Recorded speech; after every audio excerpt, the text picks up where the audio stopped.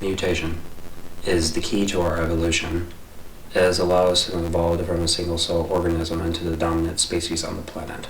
This process is slow, normally taking thousands and thousands of years, but every few hundred millennia, evolution leaps forward.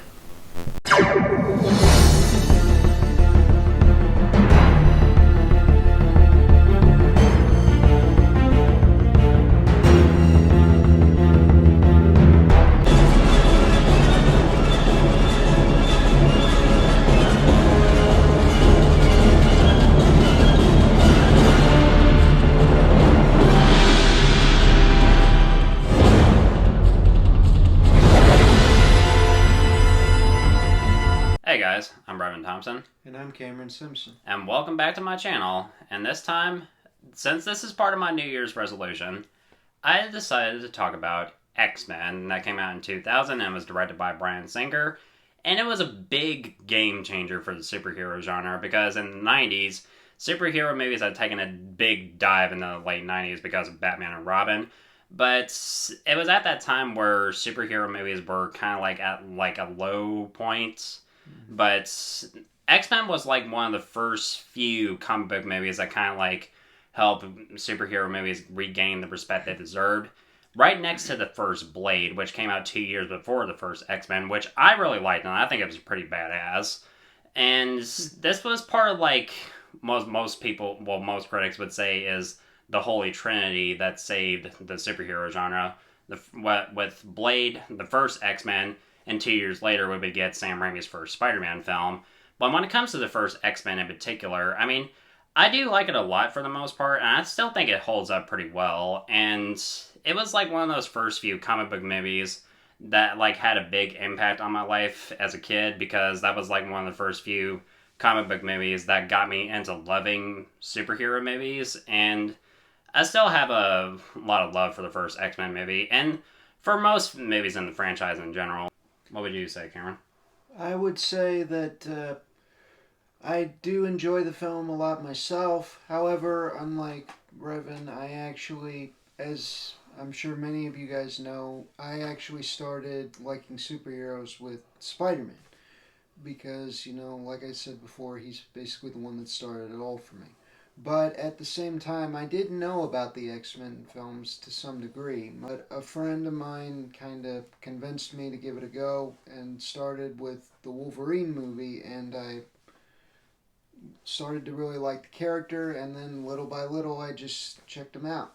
And when I got to the original, I guess you could say it just clicked for me or something. It was a little odd, but I very much enjoyed what it turned out to be later on when I kind of could understand it better. Oh, so that's normally unlike how it affected you at first when you first watched it? I suppose the experience for me is a little hard to describe, but I do know that whatever I thought about it at first, I really began to realize just how cool it was later down the line. Yeah. And ever since then, I've just been a big supporter of the franchise. This film helped save the superhero genre. I couldn't help but just appreciate it. Really. Yeah, because you can't help but respect the people involved. I mean, what they were doing, because given the reputation of the superhero films at the time, and like I said, this was a big game changer, and we can't help but respect everybody who was involved in the making of this film for making this film regain the respect for the superhero genre. Yep, I couldn't agree more. If you told me even a few years ago that all these films at the time just had a bad history, I would have had a real hard time believing you. But I am grateful to all three of those films, Blade, X-Men, and Spider-Man especially, for saving the genre, and I really hope that when it comes down to it, people come to like superhero movies for many years to come. One of the few important themes in X-Men has always been about prejudice and fear, and this is very much conveyed in one scene where we get to the introduction of Rogue, who puts her boyfriend in a coma by kissing him, and she can't really touch anybody without essentially killing them because her power is to absorb the powers, life force, personality traits, or memories of anyone she touches. So her gift is both, I mean, her mutation is both a gift and a curse at the same time. And when we get to the Senate meeting with Jean Grey and Senator Kelly, with Senator Kelly wanting to enact this Mutant Registration Act that would force mutants to reveal themselves publicly so people would know what they're capable of and what they can do. I mean, that's, of course, going to cause a lot of problems and a lot of debates. And this eventually would cause... This is like one of the few things that would cause both Professor X and Magneto to come into conflict. And speaking of Professor X and Magneto, perfectly casted, because both Patrick Stewart and Ian McKellen, perfect casting. And I can't really, like... I mean, sure, like, James McAvoy and Michael Fassbender are also pretty good. As for what I would think about, like, both of those performances, I mean, from either characters, they're just amazing in my eyes. Whoever plays these characters, you know, in any of the films, they pretty much just, like, got it down packed. As far as, you know, where both of these characters actually stand, Magneto is ready to basically go to war with the humans in order to kind of preserve their kind, whereas Charles Xavier, I mean, is like hoping for them to eventually create a world where humans and mutants can coexist together in peace. Yeah, that's one thing that's always been unique about those characters is that, I mean, they want the same goal to make the world a better place for their kind, but their ideologies don't really match well together because, like you mentioned, Xavier wants a world where humans and mutants can coexist in peace, while Magneto, on the other hand, as a Holocaust survivor, has seen how humanity can treat those who are different, and he sees humans as a threat to mutants, and continues to fight for his kind. And at the same time, you kind of can sympathize with what Magneto's going through and all that. He's got ample reason to kind of doubt humanity's ability to have hope. One of the best elements in this film, as well as the entire franchise as a whole, is probably one of the best portrayals ever for a comic book character, and that is, of course, Hugh Jackman as Wolverine.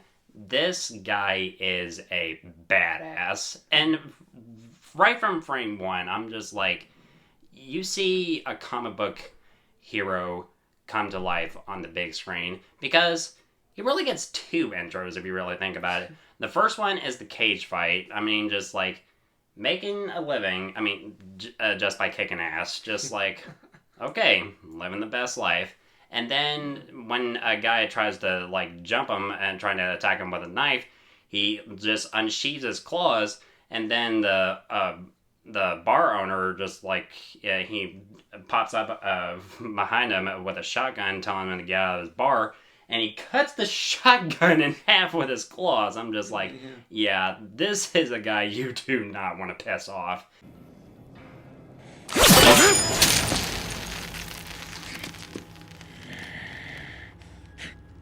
And I can't really see anybody else than Hugh Jackman pulling off this role as well as he did, because he's been playing this character for over 2 decades, and nobody is asking him to quit.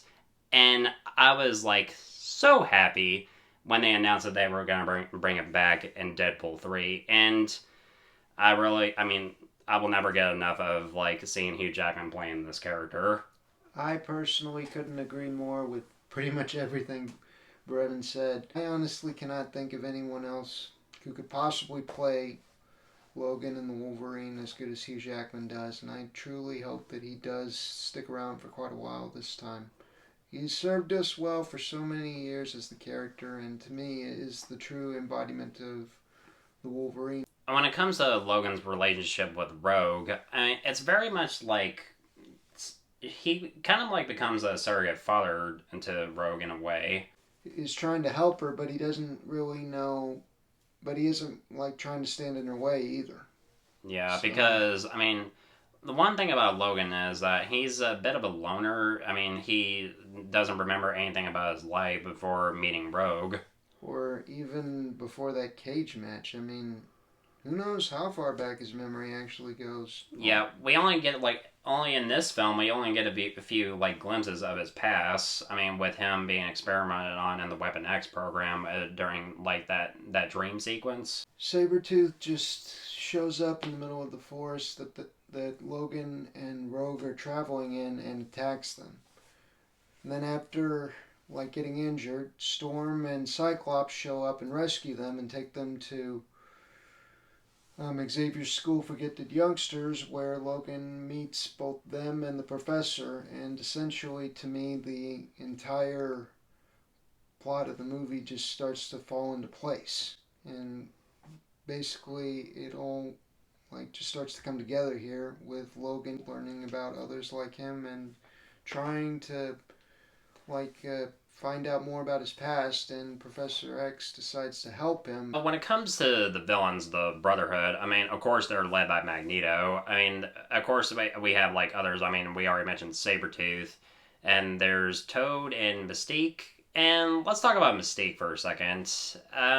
When she first showed up, I'm pretty sure a lot of teenage boys back in 2000 placed their popcorn in one certain position that day. I guarantee that. Because, yeah.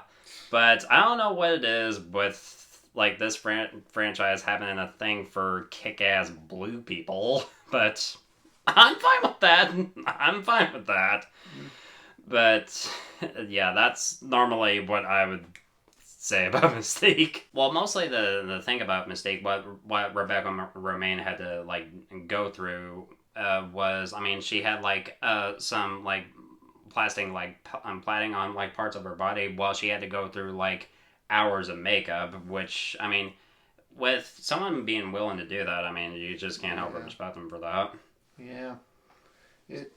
I mean, seriously, I can't even begin to imagine how long it takes for some actors to, like, get into costume or put all this makeup on, or how they'd even be willing to go through all that just to become the character.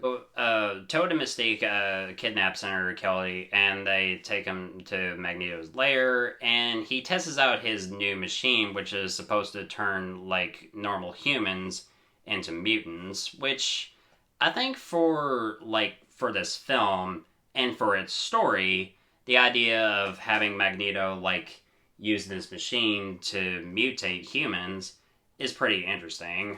Yeah, it's certainly a rather unique twist. When it comes to Senator Kelly's mutation, it always freaked me out at the time, especially when he tries to, like, escape from his captivity by, like pushing his face out towards the bars. Just, it's kind of gross. Yeah, I mean, I know that Marvel kind of has, like, a similar character with Mr. Fantastic and all, but I think that we can kind of both agree here that even his powers aren't that gross. Yeah, I would definitely say that. After Kelly escapes from Magneto's little fortress, I guess you could say, he pretty much ends up washed up on a beach. And as he's trying to find out where to go next, we kind of briefly see possibly one of the earliest cameos by Stan Lee. When it comes to Stan Lee, I mean, of course we all miss the Stan Lee cameos, because it's been almost 5 years since he's passed, and I still miss the shit out of this guy. Yeah, me too. I heard a long time ago they used to call him the King of Cameos because he pretty much appeared in just about everything from movies, TV shows, even video games. And to that, I'd probably say Excelsior. Excelsior indeed. So after Logan accidentally stabs Rogue, and Rogue using her powers to, like, absorb his healing factor temporarily, she decides to, like, leave the school, which leads to Charles using Cerebro. Let's talk about Cerebro for a second, because out of all the, like, production design on the X-Men films, I've always loved the look of Cerebro, because I'm like, when you see that, you're like, yep, this is definitely Cerebro. That design they came up with for the first one and some of the later films, I think, is definitely something I would use if I was using a machine called Cerebro. Yeah, I mean, and it serves a purpose. I mean, being a machine that amplifies Xavier's telepathic powers. Very much so. I often very much enjoy just the way that it sort of shapeshifts and folds and sort of changes the scenery until it's like Charles is just like looking through everyone at once in the entire world. And it's just unbelievable. Yeah. Yeah, that's good design right there. My props to special effects on that front. So Wolverine manages to find Rogue at the train station while Cyclops and Storm are also looking for her at the same time. Storm and Cyclops have a brave encounter with Toad and Sabretooth, while at the same time Wolverine has a brave encounter with Magneto. And as one might expect, as any X-Men fan might expect, Magneto is able to subdue Wolverine with ease due to the fact that his entire bone structure is coated in adamantium, which, while is a special type of unbreakable metal, it's still a metal that Magneto can easily control and repel or do with whatever he wants with pretty much no problem at all. Yeah. And Wolverine finds out that Magneto was not, in fact, after him, as Xavier believed, but was after Rogue this entire time. So he subdues Wolverine with ease and kidnaps Rogue. And, of course, we get that scene where he, subdues all the cops with ease, lifting up their cars and, taking control of their guns, since master of magnetism, as we all know. And there's always been a part that kind of bothered me. I'm kind of split on this, to be completely honest. And that this is, of course, the moment when Professor X mind controls both Sabretooth and Toad, but can't control Magneto's mind because his helmet blocked Xavier's telepathy. So he threatens to kill all the cops, and so Xavier is forced to let them go. So why the hell doesn't he just have Sabretooth or Toad remove Magneto's helmet? Why do you ask questions to which you already know the answers? But let's talk about Rogue for a second. And I can understand the treatment of this character can disappoint a lot of comic book purists, but given what they were going with for the story, and this is not on Anna Paquin's fault. I think she's a really great actress.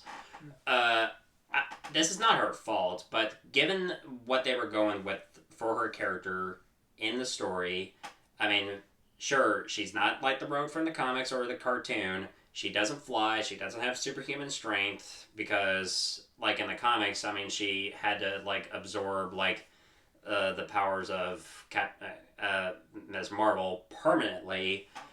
But, yeah, but she's not in the X-Men universe in these movies anyway because, well, This is kind of before I think they started to really merge everything. Yeah.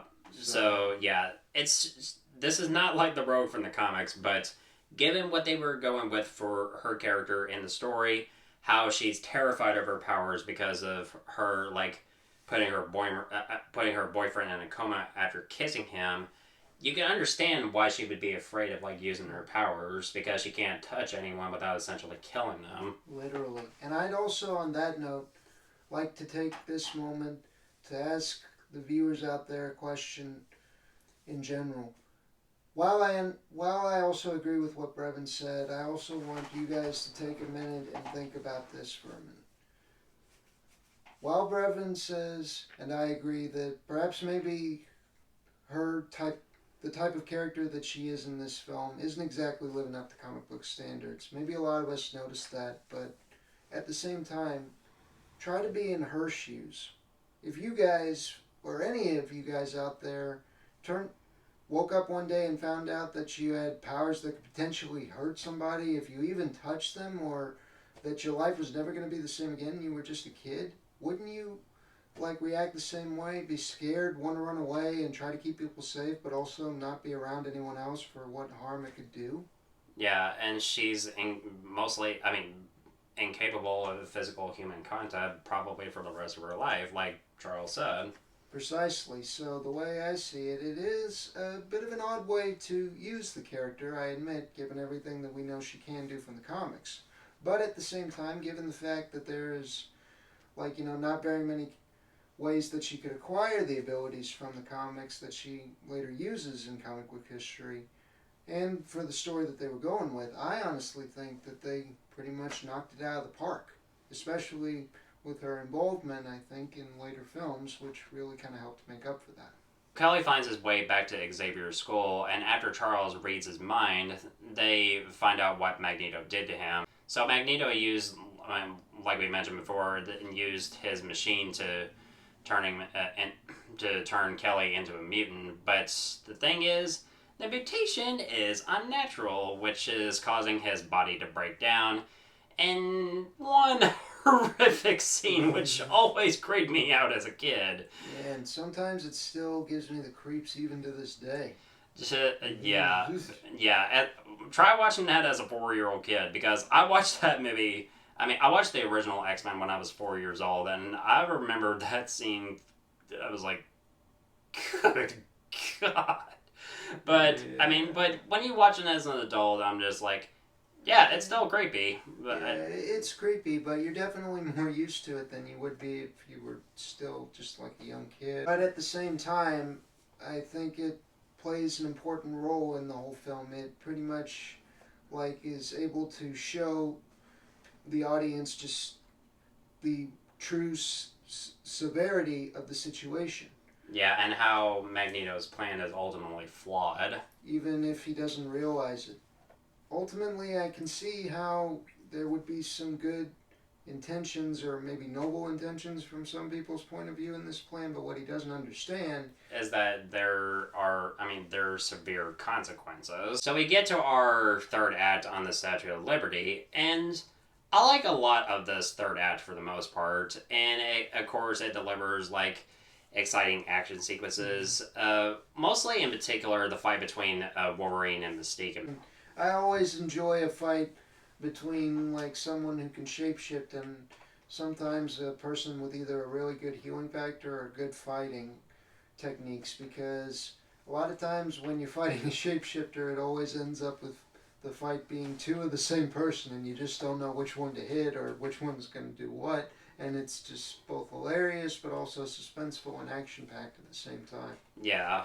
But when Jean, Cyclops, and Storm take on Toad, they end up getting their asses kicked for the most part. And it's just like, you guys have all of these amazing powers, and you're fighting this one motherfucker who, he can jump around and has a 10-foot tongue and everything. But it takes only Storm to take Toad down. After 2 minutes? Well, yeah. That's one problem. The fight between Wolverine and Mystique is great, but the one with the rest of the X-Men and Toad, I'm just like, you gotta do better than that, guys.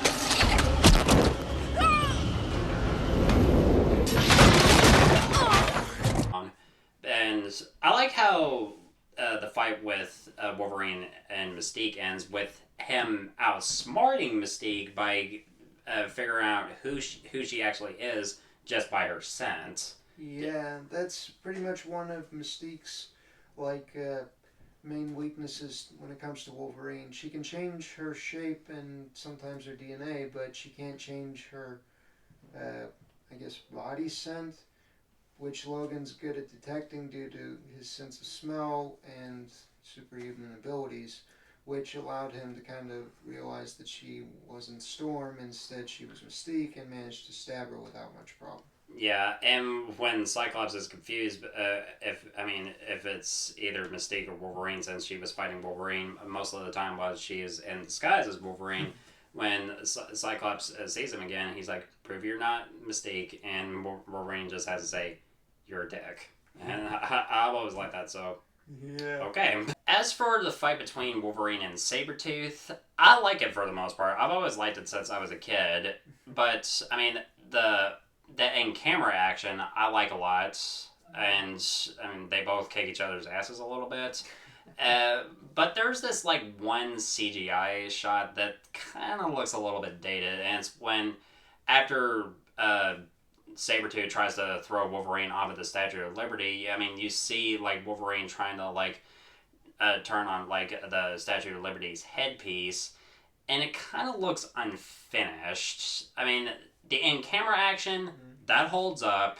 The CG stuff is a little bit dated. But I mean, I would say like a small chunk of the CG effects is a little bit dated. Outside of probably the 10-foot tongue when it comes to Toad and Mystique shape-shifting, and a few CG like here and there whenever like Xavier is using Cerebro. But as for this field of energy, whenever Magneto or Rogue is using Magneto's machine, I don't know. But back to the fight between Wolverine and Sabretooth. I still like it. It holds up. And it delivers what you would want to see in a big third explosive third act in a comic book film. And yes, I can understand comic book purists being a little bit disappointed that it's not the epic rivalry that they're mostly familiar with the comics and the cartoon or video games, etc., etc. And yes, Wolverine and Sabretooth have a big epic rivalry in the comics. And this is not the only time that we would see Sabretooth in this franchise, as he would appear in X-Men Origins Wolverine. But since this was the first film in the franchise, I think the filmmakers did have to acknowledge some form or another Wolverine's rivalry with Sabretooth. And I think like adding this fight in was kind of their way to acknowledge their rivalry in a way. But I mean, I like the fight for the most part, and despite like how I would feel about comic book purists' opinions on how this is executed, I mean, I would say it's acceptable at best. Even back then, it really is something, I guess, even back in those days, you could consider epic. And whatever they lacked for it back then, I think they definitely made up for in later years. Yeah. So, Wolverine and the X-Men managed to stop Magneto, destroy his machine, and save Rogue. And when it comes to this ending with Magneto in this plastic prison, just playing a game of chess with Xavier and just going over like their beliefs and everything, I've always loved every scene with both Patrick Stewart and Ian McKellen on screen, even though it's limited. And I could see like people having a problem with the film's short runtime, because apparently this is mostly just a rumor that 40 minutes of the film were cut, and I think if if those 40 minutes were left in, I think it would have been more interesting. I think I don't know if this would be like a thing if there was like a special director's cut or anything like that, but I would want to like see something, because I felt like there's something missing after hearing about that. But when it comes to the scenes, I mean, the limited amount of scenes that we have with both Patrick Stewart and Ian McKellen in this film as Charles Xavier and Magneto, it's limited, but it's needed for this story and what this potentially sets up for the franchise. Yeah, and I honestly think I agree with Brevin on the fact that their stuff is limited, but it's also needed. But to me, it also is because of the fact that it is limited, that it just makes it all the more special. Because whatever time you get with these guys, if they can do it right, and I'm quite certain that they did, then basically it just makes it all the more worth it. So when it comes to X-Men, I mean, it's definitely an important film for the superhero genre, since it was one of the first few films that kind of helped superhero movies regain the respect they deserved. And because of like films like X-Men and later Spider-Man that we would get 2 years later, I would say, like, Spider-Man was easily the biggest hit since it broke box since Spider-Man broke box office records back in 2002. Film studios saw the potential and money they could make, and we got loads of comic book movies over the next 2 decades because of movies like Blade, X-Men, and Spider-Man. And we can't help but, like, thank these films for giving us, like, so many, like, comic book films, because if this film failed, then we would, like, see superhero films go in a different direction for a really long time.